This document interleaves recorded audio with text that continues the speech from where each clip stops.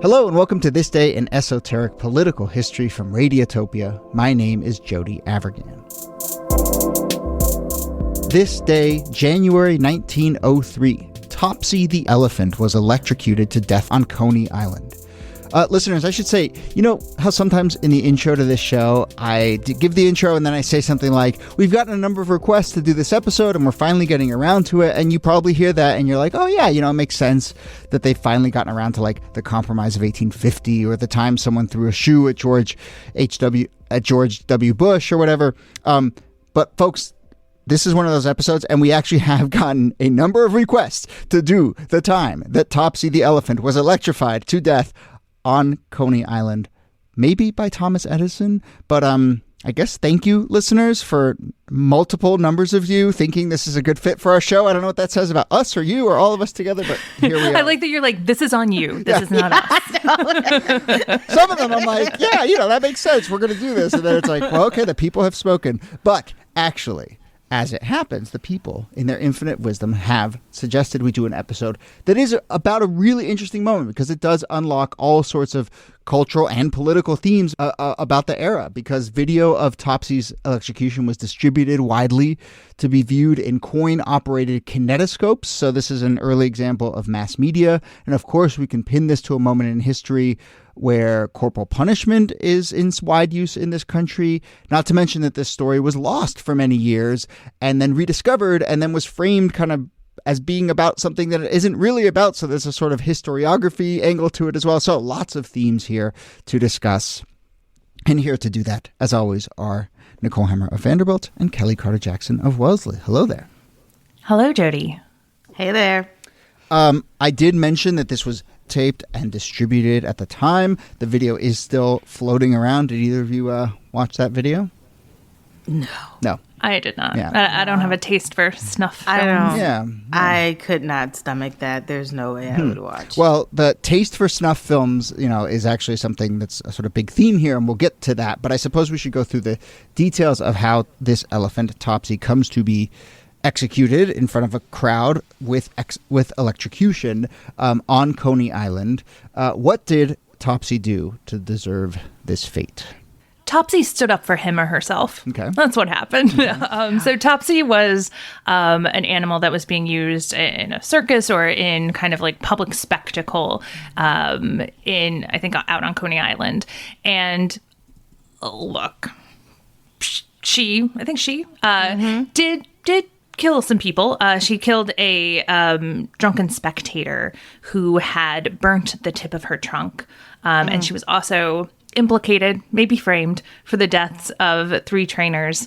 And so because she was connected to these deaths, and particularly because she was connected with the death of spectators, which could be ultimately harmful for the economic prospects of the people she was working for, it was decided that she needed to be killed. Yeah, this is, it's one of those cases where the elephant, where Topsy, you know, has no protections, has no rights. And so at this time, you know, it feels very barbaric because it is. But that's, you know, when things like this happen, they just put the animal down. The problem was the way they even put animals down back then was not even close to humane. I think the first attempt they had thought about strangling her, like hanging the elephant. And they realized that probably wouldn't be a good look, so they tried electrocution. So there's no good ways to sort of go up about this, obviously, but it's in that moment, you know, during the time of spectacle, but also if you think about, this is really becoming what Rayford Logan calls the nadir, like a really horrible period in race relations in which Black people are being lynched all across the country, and lynching itself becomes a spectacle where mobs show up to watch a body being either burnt alive or hung until dead. These are really horrific scenes, and yet people are somehow here for it, and they show up and they advertise it and they put it in the newspapers, you know, and it becomes something that is a part of the culture. And this is part of the story too, Kellie. They make postcards and send them around. So it becomes kind of a spectacle that's spread far and wide, which is also something that's going to happen with Topsy. Yeah, so the sort of bloodlust and spectacle around an execution. And obviously, I just want to be clear, one is of an animal and others are of humans, but nevertheless, I think they connect in that way around this sort of larger theme of bloodlust and spectacle. Specifically, a couple of things about Topsy herself, let's go with that, was a circus animal, as far as we can tell. I think that's right. And that's important because this is a period. So we talked about this on an earlier episode, the founding of the Society for the Prevention of Cruelty to Animals. So there is kind of a framework for understanding animal cruelty, but it's not applied to these spaces of like animal spectacle. Yeah, for sure. And so there's these incidents where Topsy's taken out onto the boardwalk as part of, entertainment. And then, well, what do you do when you ride a elephant into a crowded boardwalk? Potential for danger, potential for people getting hurt. Trainers die. There's some skirmishes, as you mentioned. And so, the initial plan was to hang the animal. The very early version of the ASPCA comes in and says, this may be too much. And so then there's this idea to instead electrocute the animal, which seems to me like, in retrospect, obviously a much crueler approach, much more of a spectacle to do it in public. But I suppose... I mean, it's 6 1/2 dozen, right, really. Right. They're both awful. I think it probably then patches into this other element in this story, which is sort of electricity as a spectacle in and of itself, a new technology, and one that is being sort of paraded around, to use a related word, I suppose, paraded around as something sort of cutting edge and new. And so I think you can see why, let's use this new technology, electrocution, that feels like modernity and progress, whereas hanging is the sort of barbaric way of the previous century, right? You can see maybe the contours of that in this story. Yeah, it's industrialized killing in a way that obviously is going to become much more familiar over the course of the 20th century. But it also it brings to mind those questions, both moral and political, around that we usually think about around nuclear energy, right? That when nuclear code is cracked, nuclear energy is used both as this massively destructive force, but also as this potential savior, right? This new source of what's seemingly endless energy. And this is the same kind of experience that people in the late 19th and early 20th century are experiencing with electricity. It's this wonder, and yet it's also this deadly force. And here we're seeing the deadly side of things, and it's all being captured on another new technology, which is moving pictures, because the decision is made to film this electrocution. Yeah. I mean, I'm going back into like pop culture, but I saw the film Nope, Jordan Peele's Nope, and there's a lot of different layers in that film. It's very, very chewy. But part of it is like the spectacle, again, the ability to see these things take place, to watch the horror of an event. In that film, like a chimpanzee goes crazy and kills a bunch of people and all of that. But I don't know. I think about these same things. Like this is old. Like when I say old, I mean the idea of like putting something within a format in which people can consume the death of an animal or a human being, however you look at it. I don't know. It's just so disturbing to me to know that we've been at this for a very long time, and putting something to film is not completely new. Yeah, and it patches into this really interesting moment just in terms of technology and the emergence of mass media in this way. There's the Edison Manufacturing Company, which is, that Edison, and he's part of the story. We'll talk about Thomas Edison in a moment. But, the Edison Manufacturing Company is, among other things, they're developing these kinetoscopes, which are basically these ways to show short films. And they have these coin-operated kinetoscopes distributed around the East Coast, and they want films to put in there. And, this Topsy one gets released on January 17th, 1903, 13 days after the execution.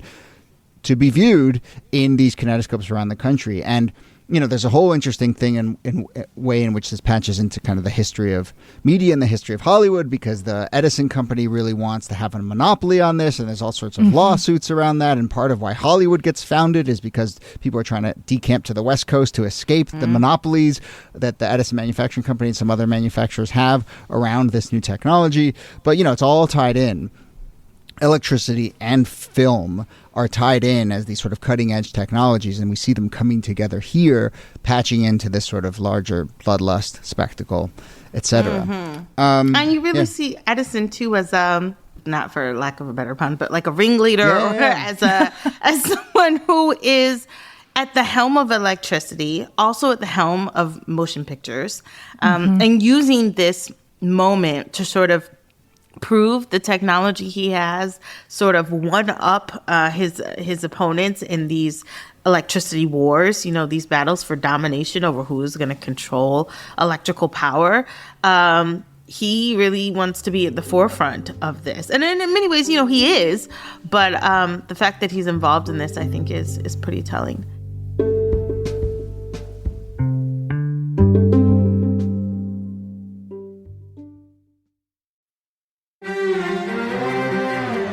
You're used to hearing my voice on the world, bringing you interviews from around the globe. And you hear me reporting environment and climate news. I'm Carolyn Beeler. And I'm Marco Werman. We're now with you hosting The World Together. More global journalism with a fresh new sound. Listen to The World on your local public radio station and wherever you find your podcasts.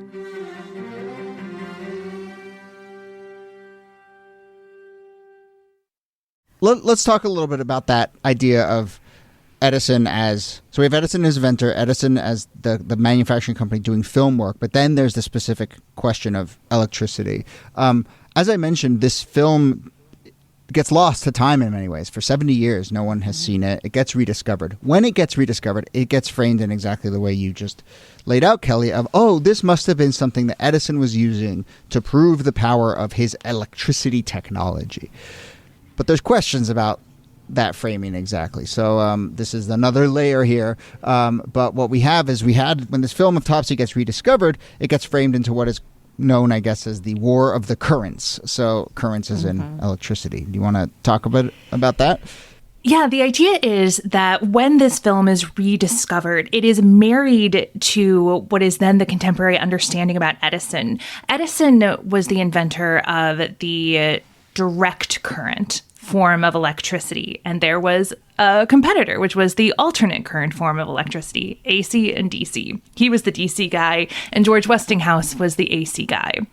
And people interpreted this film as something that Edison had set up to electrocute Topsy, this giant elephant, with AC power as a way of demonstrating, look how deadly Westinghouse's invention is. It can kill an elephant. So for a long time, this film was circulated in the latter part of the 20th century as evidence of the lengths to which Edison would go to discredit his competitor. And so for a long time, that's how this was understood. But Edison's not, to be clear, Edison's not in the room when this happens. Correct. He's not there when it takes place. Yeah, I mean, people start to poke a little bit into that theory, which is nice and tidy and compelling. And it turns out that, yes, Edison wasn't really around when Topsy wasn't physically around when Topsy was executed. And moreover, the current wars had kind of subsided by this point, 1903. It really, was more of a thing in the 80s and 90s. And so really, I think we should think of this as something that Edison is using and his company is using to prove their film technology and to just come up with content, for the new film technology. But we should do an episode on the War of Currents for sure, because I think people probably know, but like Tesla was mixed into that, and it's been more like, it's funny, you cut to like 150 years later, and it's like, I feel like Tesla gets more movies about him because he's the third in this sort of war and the sort of outsider. But there's a bunch of movies that sort of involve Nikola Tesla and so forth. But yeah, this Topsy the Elephant story probably isn't a chapter in the War of Currents. It's more a first chapter in the War of Motion Pictures, right? I mean, if you think about how to frame it. That said, it also fits into this question of electrocution and punishment. And so I don't know if either of you have thoughts about that, and in particular the sort of rise of using this new technology, and Edison pushing this new technology of electricity to this end of justice. This is what's so interesting to me, is that the folks who looked at the Topsy film, they kind of had the story right. They just had it a little too late and focused on the wrong species. Because actually in the late 1980s and 1890s, one of the people who was working on inventing an electric chair had come to Edison to ask him to help him figure out how to do this. And Edison was anti-electrocution. He was opposed to capital punishment. He was actually for the abolition of capital punishment. And so he refused. But then later on, Edison goes and he funds the creation of another inventor's electric chair, again, using Westinghouse's energy source, using that AC energy. So he was trying to carry on his anti-AC campaign, not by electrocuting an elephant, but by helping to create an electric chair that would electrocute people. And that part of the story has been written about more recently. But yes, this idea of using electricity as a more modern way to execute people was something that Edison was involved in behind the scenes. But he was trying to prove how cruel it was, mostly to just win a business battle, not necessarily a moral stance, though it sounds like he was against corporal punishment. He wanted to show that AC power was so dangerous it could kill a person. Right. And that's what he showed with this electric chair, although AC energy wins out. Yeah. I mean, it's just gobsmacking, because when you think of the electric chair, especially these first models, they don't kill people right away. I mean, they sort of botch it. It takes multiple times and people are being, shocked all the way through. It is awful. And yet that becomes one of the major ways that we see the death penalty being dispensed all throughout the country as it takes on. I mean, I don't know. When I think of the death penalty, I mean, in South Carolina, they still have firing squads. That sounds archaic to me, but it really does shape the way that we think of crime and punishment and how it has a major impact on the culture. And it's interesting because we often think about the form of execution as archaic and barbaric when the execution itself, to my mind, feels archaic and barbaric. And that's probably where the focus needs to be. I mean, that comes back to this way in which the sort of bloodlust and sense of justice marries with this sort of push toward technology, right? And there's all these conversations around, we can use cutting edge technology to humanize something that might just be inhumane at its very core and cruel and unusual, no matter how you do it, right?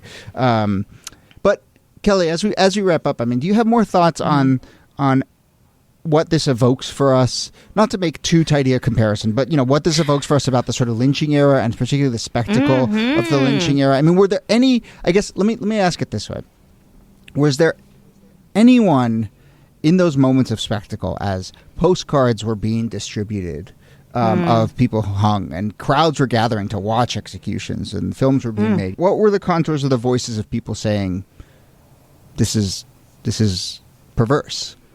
Yeah. I mean, gosh, the NAACP is at the helm of that. Their first major moves are pushing for, I should say, anti-lynching legislation, like getting these things to become federal crimes, like getting people to understand that this is mob violence at its worst. And I think that, if we're not careful, like, I don't ever say that we repeat these things over and over again, but I think about like current reverberations of spectacle and like, I don't know, the Coliseum. I think about the NFL. I think about, recently when we think about how players have been harmed in the NFL, how dangerous it is, and the spectacle that comes around seeing people who could die on the field, potentially die on the field, and the desire to still continue, to still tune in, to still consume. There are real ethical questions that come from our willingness to see such things and participate in such things. And I don't know, I think these are questions we're still grappling with. And it's so much bigger than an elephant. But it starts there, you know, because if this is how you can treat animals, then how much more can you treat people? Yeah. I love that because it reminds us, we can look at something like the electrocution of an elephant and say, look at those people in the early 20th century. Weren't they barbaric? But they're not questions that have faded away. Yeah, and there's so many things that we do now that hopefully 50 years from now, if we're of more evolved thinking, we'll look back and say, gosh, that was cruel and what were they thinking? But yeah. So coming back to Topsy in this video, I mean, the video's in the Library of Congress. The video's floating around out there. I mean, if people want to watch it, you should watch it. There's no sort of moral judgment about whether you want to watch it at this point or not. It is a sort of part of history. It shows up every once in a while in pop culture. It gets sort of spliced into movies. There was a big documentary about Coney Island that Rick Burns made, and it was included in there. It gets mashed in my mind with this other story that I think people have suggested this, but this the hanging of an elephant. And so there's a whole sort of thread of, and that was in Tennessee, I believe. There's a whole thread of like animal executions. This has, I think, sort of bigger layers on top of it as well. And then the other thing I'll just say, because I mostly want to see if any listeners out there can kind of like tie these threads together, but the whole like elephant and Coney Island and boardwalk thing. I mean, because there was that big like hotel, that famous hotel on Coney Island that was shaped like an elephant. And I recently went to a little diorama exhibit of New York history, and it had a little depiction of the Elephant Hotel. But it was this. Do you know about this? It was like in the late 18. I don't know about this. It was like in the 1890s. It was Oh. there for like 5 years, but it was like, and then it burned down. But it was this massive, giant elephant shaped hotel. And then there's one in Atlantic City. There's an elephant, a huge elephant as well there. And maybe it's just as simple as like boardwalks are associated with circuses, and circuses have elephants. But I don't know. There's a whole weird like. I mean, Elephant beach boardwalk thing, which I'm not kind of like, it doesn't feel real, natural to me. Why would an elephant be at the beach? But anyway. Whenever I see elephants, I mean, in certain, in domesticated spaces, all you think of is the circus. Right. Like Ringling's brothers and Barnum and Bailey, how they, I think it was 2015, where they basically said, hey, we're no longer going to have elephants in our act anymore. And then once they took the elephants out, they went out of business. And I think that's telling. You know what I mean? If that's your only act, if people are only sort of showing up for that, I don't know. It tells us a lot about what we value. Yeah. Yeah. So one last thing I'll mention is that a few weeks ago we did that episode about Gerald Ford on Dynasty, and I had shouted out that like we built that episode around a 6-word suggestion email from a listener, or was it less than that? Yeah. And then I gave people the challenge of, can you suggest episodes with even shorter, using less than 6 words? And we got a ton, and we're going to do some of them as we go forward. But one of the ones we got was from a listener. Their suggestion was 2 words, and it was elephant shot. And it is a story from 2013 where an elephant who was part of Ringling Brothers at that time was accidentally shot in a drive-by of some sort in Mississippi. I'm not entirely sure. The elephant is okay. I didn't fully read it, but I just wanted to acknowledge that we're starting to get some of those good short suggestions. This is our first mention of that. I don't know if we'll do a full episode, but in 2013, elephant shot. There you go. There's your 2-word. People are crazy, man. And in a drive-by. People are crazy. Yep. Poor elephants. The whole show. We should do Elephant Week. We should do something about somebody Yes. treating an elephant well. Yes, Elephant Week. Yeah, exactly. All right. Well, that brings us to the end of the episode. This was super fascinating, as always. So, Nicole Hemmer, thanks to you. Thank you, Jody. And Kellie Carter-Jackson, thanks to you. My pleasure.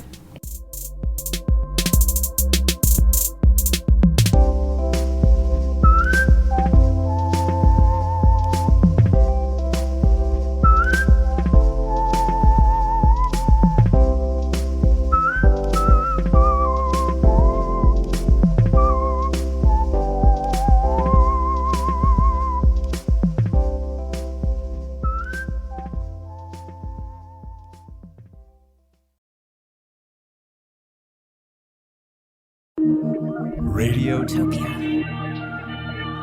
From P